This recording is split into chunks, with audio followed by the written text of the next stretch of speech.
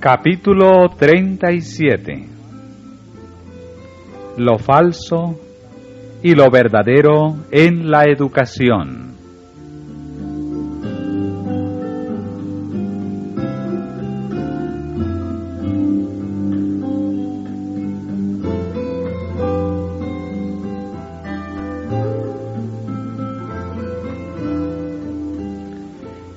La inteligencia maestra en la confederación del mal obra siempre para ocultar las palabras de Dios y hacer resaltar las opiniones de los hombres.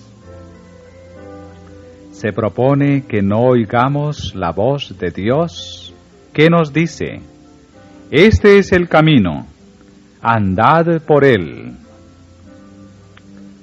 Valiéndose de perversos sistemas de educación, hace cuanto puede por obscurecer la luz del cielo. La especulación filosófica y la investigación científica que no reconocen a Dios están haciendo millares de escépticos. En las escuelas de hoy, las conclusiones a las cuales llegaron hombres instruidos como resultado de sus investigaciones científicas se enseñan con empeño y se explican detenidamente, de modo que se implante bien clara la impresión de que si esos eruditos tienen razón, la Biblia no puede tenerla. El escepticismo atrae a la inteligencia humana. La juventud ve en él una independencia que cautiva la imaginación y es víctima del engaño. Satanás triunfa. Nutre toda semilla de duda que sembró en los corazones jóvenes. La hace crecer y llevar fruto, y pronto se recoge una abundante cosecha de incredulidad. Precisamente porque el corazón humano se inclina al mal, resulta peligroso arrojar semillas de escepticismo en la inteligencia de los jóvenes. Todo lo que debilita la fe en Dios arrebata al alma el poder de resistir a la tentación. La despoja de su única salvaguardia contra el pecado. Necesitamos escuelas en que se enseñe a la juventud que la grandeza consiste en honrar a Dios manifestando su carácter en la vida diaria. Necesitamos aprender de Dios por medio de su palabra y sus obras, para que nuestra vida realice los designios divinos.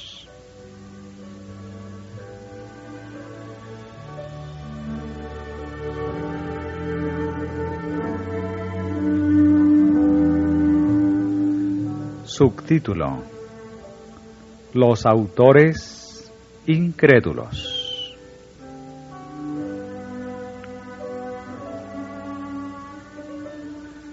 Muchos creen que para educarse es esencial que se estudien los escritos de autores incrédulos, porque dichas obras encierran muchas brillantes joyas del pensamiento. Pero, ¿quién fue el que creó estas joyas? Fue Dios, y solo Dios. Él es la fuente de toda luz. ¿Por qué habríamos de internarnos entonces en el fárrago de errores contenidos en las obras de los incrédulos, en busca de unas cuantas verdades intelectuales, cuando toda la verdad está a nuestra disposición?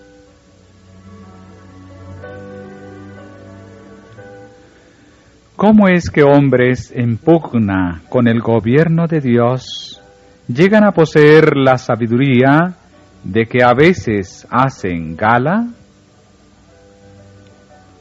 Satanás mismo fue educado en las aulas celestiales y conoce el bien y el mal. Mezcla lo precioso con lo vil, y esto le da poder para engañar. Pero porque Satanás se haya revestido de esplendor celestial, ¿le habremos de recibir como ángel de luz? El tentador tiene sus agentes educados según sus métodos, inspirados por su espíritu e idóneos para su obra. ¿Cooperaremos nosotros con ellos? ¿Recibiremos las obras de sus agentes como esenciales para adquirir educación? Si el tiempo y esfuerzo consagrados a sacar alguna que otra idea brillante de las enseñanzas de los incrédulos se dedicaran a estudiar las preciosas enseñanzas de la palabra de Dios, millares que hoy se encuentran en tinieblas y en sombra de muerte, se regocijarían en la gloria de la luz de la vida.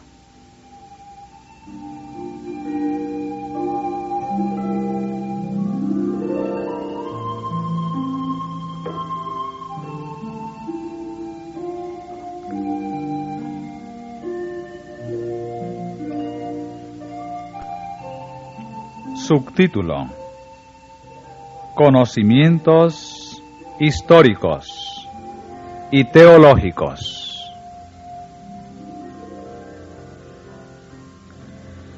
Como preparación para la obra cristiana, muchos creen necesario adquirir extenso conocimiento de escritos históricos y teológicos. Se figuran que este conocimiento les ayudará a enseñar el Evangelio. Pero el estudio laborioso de las opiniones de los hombres tiende a debilitar su ministerio, más bien que a fortalecerlo. Cuando veo bibliotecas atestadas de enormes obras de erudición histórica y teológica, me pregunto, ¿para qué gastar dinero en lo que no es pan? El capítulo 6 de Juan nos dice más de lo que podemos encontrar en semejantes obras. Dice Cristo: Yo soy el pan de vida. El que a mí viene nunca tendrá hambre. Y el que en mí cree no tendrá sed jamás. Yo soy el pan vivo que he descendido del cielo. Si alguno comiere de este pan, vivirá para siempre. El que cree en mí tiene vida eterna. Las palabras que yo os he hablado son espíritu y son vida.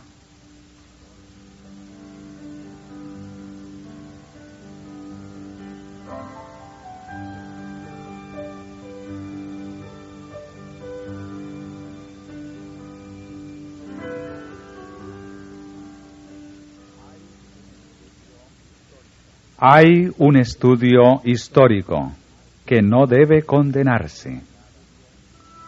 La historia sagrada fue uno de los estudios que cursaban los alumnos en las escuelas de los profetas. en la crónica de su trato con las naciones se seguían las huellas de Jehová. Así también debemos considerar hoy la relación de Dios con las naciones de la tierra. Debemos ver en la historia el cumplimiento de la profecía, estudiar las obras de la providencia en los grandes movimientos de reforma y comprender la marcha de los acontecimientos que movilizan a las naciones para el conflicto final de la gran controversia. Semejante estudio suministrará ideas amplias y abarcantes de la vida. Nos ayudará a comprender algo de lo que se relaciona con ella y depende de ella. Nos enseñará cuán maravillosamente unidos estamos en la gran fraternidad de la sociedad y de las naciones, y hasta qué punto la opresión y la degradación de un solo miembro perjudica a todos. Pero la historia, tal como suele estudiarse, se relaciona con las hazañas de los hombres, sus victorias guerreras y su éxito en alcanzar poder y grandeza. Pero se olvida la intervención de Dios en los asuntos de los hombres. Pocos estudian la realización del designio divino en el levantamiento y la decadencia de las naciones. Hasta cierto punto, la teología también, tal como se la estudia y enseña, no es más que especulación humana que oscurece el consejo con palabras sin sabiduría. Muchas veces, el motivo para acumular tantos libros al respecto no es el deseo de obtener de ellos alimento para el espíritu y el alma, sino más bien la ambición de familiarizarse con filósofos y teólogos, el deseo de presentar el cristianismo al pueblo en formas y proposiciones cultas.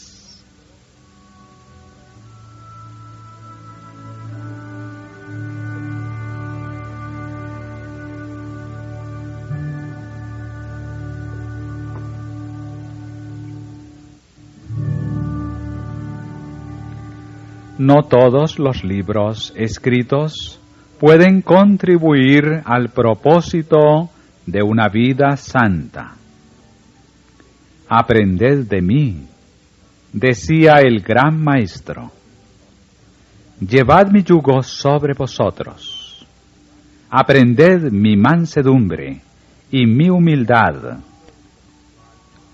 Vuestro orgullo intelectual no os ayudará a relacionaros con las almas que están pereciendo por falta del pan de vida.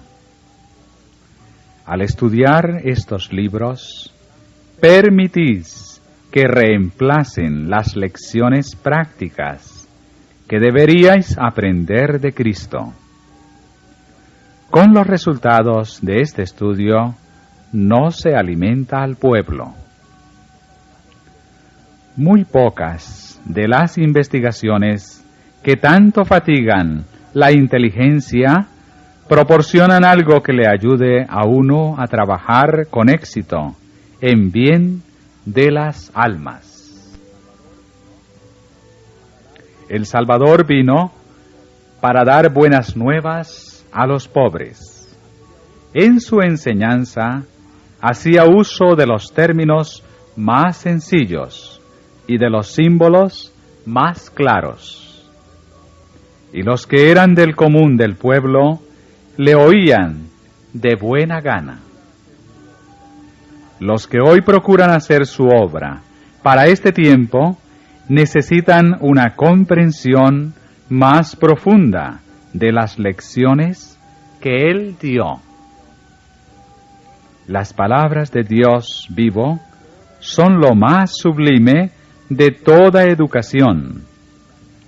Los que sirven al pueblo necesitan comer del pan de vida, que les dará fuerza espiritual y actitud para servir a todas las clases de personas.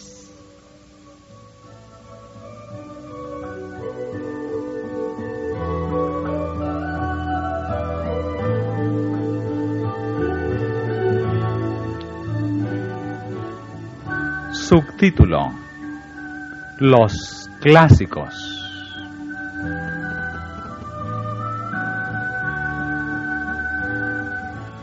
En los colegios y universidades, millares de jóvenes dedican buena parte de los mejores años de su vida al estudio del griego y del latín. Y mientras que están empeñados en estos estudios, la mente y el carácter se amoldan a los malos sentimientos de la literatura pagana, cuya lectura se considera generalmente como parte esencial del estudio de dichos idiomas.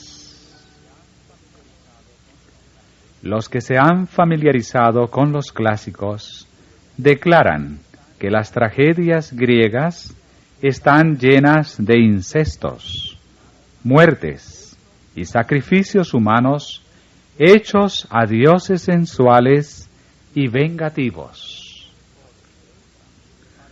Mucho mejor sería para el mundo que se prescindiera de la educación conseguida de semejantes fuentes. ¿Andará el hombre sobre las brasas sin que sus pies se abrasen? ¿Quién hará limpio de inmundo? Nadie. ¿Podemos esperar entonces que la juventud desarrolle un carácter cristiano, mientras que su educación se amolda a la enseñanza de los que desafiaron los principios de la ley de Dios? Al prescindir de toda restricción y sumirse en diversiones temerarias, en disipaciones y vicios, los alumnos no hacen otra cosa que imitar lo que esos estudios les presentan. Hay carreras en que es necesario el conocimiento del griego y del latín. Algunos han de estudiar estos idiomas, pero el conocimiento de ellos, que resulta indispensable para los fines prácticos, puede adquirirse sin estudiar una literatura corrompida y corruptora. Muchos no necesitan conocer el griego ni el latín. El estudio de las lenguas muertas debería posponerse al de temas que enseñen el empleo correcto de todas las facultades del cuerpo y de la mente. Es locura que los estudiantes dediquen su tiempo al estudio de lenguas muertas o a adquirir conocimiento de libros de cualquier ramo, en menoscabo de su preparación para las obligaciones prácticas de la vida. ¿Qué llevan consigo los estudiantes al salir de la escuela? ¿A dónde van? ¿Qué van a hacer? ¿Tienen el caudal de conocimientos necesarios para enseñar a otros? ¿Han sido educados para ser buenos padres, y madres de familia? ¿Pueden ponerse a la cabeza de una familia como maestros entendidos? La única educación digna de este nombre es la que induce a los jóvenes y a las jóvenes a ser como Cristo, la que los habilita para cargar con las responsabilidades de la vida y ser jefes de familia. Esta educación no se adquiere en el estudio de los clásicos paganos. Muchas de las publicaciones populares del día están plagadas de episodios sensacionales y educan a la juventud en la perversidad y la llevan por la senda de la perdición. Niños de tierna edad son viejos ya en el conocimiento del crimen. Los incitan al mal las narraciones que leen. Realizan en la imaginación las hazañas descritas en su lectura, hasta que llega a despertarse en ellos el ardiente deseo de delinquir y evitar el castigo. Para la inteligencia activa de niños y jóvenes, las escenas descritas en fantásticas revelaciones del porvenir son realidades. Al predecirse revoluciones y describirse toda clase de procedimientos encaminados, valiéndose de perversos sistemas de educación, hace cuanto puede por obscurecer la luz del cielo. La especulación filosófica y la investigación científica que no reconocen a Dios están haciendo millares de escépticos. En las escuelas de hoy, capítulo 37. Lo falso y lo verdadero en la educación.